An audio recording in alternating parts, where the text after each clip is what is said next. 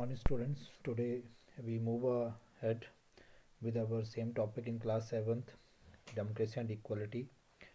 The second part we start today, that is the multi-party system. Yesterday we go through with the meanings of democracy, the meaning of constitution, the meaning of equality, the secularism, their provision, universal adult franchise, right to vote, political party, meaning and the role of opposition. Next, today we move ahead with the multi-party system. The country where more than two political party contest the election. That is called the multiple party system. For example, in India we have more than two political parties that contest the elections. In your book, the definition given that it is the combination of a parties that gets the majority to form the government, and these elected leaders of the party or a person, they win the power and party support, they become the ministers. After this, before the independence, what is the condition of our society? That it has suffered from the so many social and economic backwardness.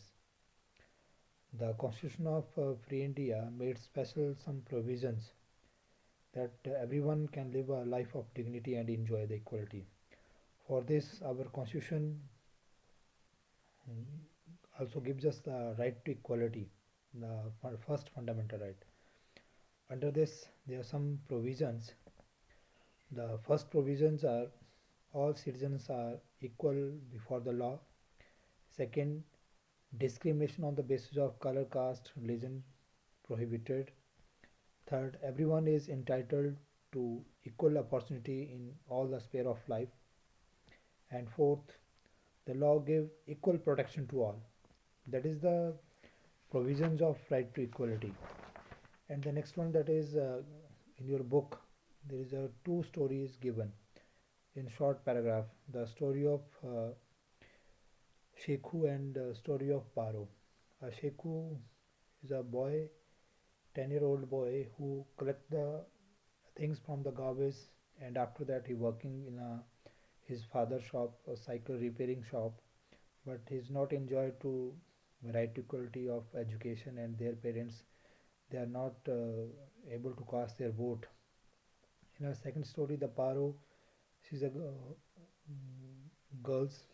She's a girl who sells the flowers on the traffic signals, and their parents, they migrated from village, and they are not treated equally in a village. Even they are not permitted to take a water from the tube well or a public tap. So in that way we can see in both stories in short that their parents are, they are discriminated. They are not enjoy the equal status in a society.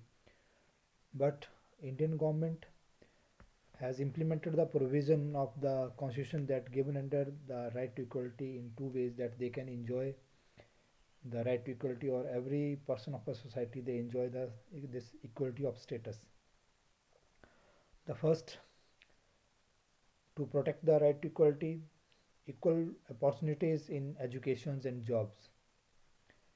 And second, government has launched many programs and schemes for those communities that need assistance, for example SCs and the STs. Basically for the government, they do something special to concrete to liberate and weaker sections from oppression and backwardness. For this, they start the reservation, which mean to provided for them to ensure their appropriate share in all walks of life, so they could live a life of respect and dignity. And this reservation, that is given in a scheduled caste to the scheduled caste, scheduled tribes and the backward classes. For this government, they have also taken some measures like launch self-employment schemes, low budget housing on installment, free legal advice, widow pensions, etc. To provide education, employment, and housing to all.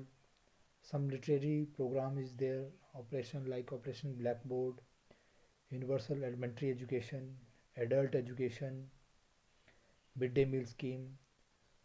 School also providing free and compulsory education, uniform, books, scholarship, medical checkups, special provision for the girl childs, children, those who belong to the weaker sections, they have a reservation quota in the government schools. There are so many steps taken by the government or different schemes.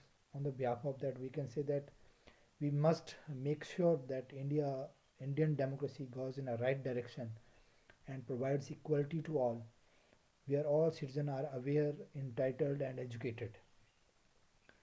So, thank you very much. That is the second part of this chapter. Tomorrow we move with the next chapter.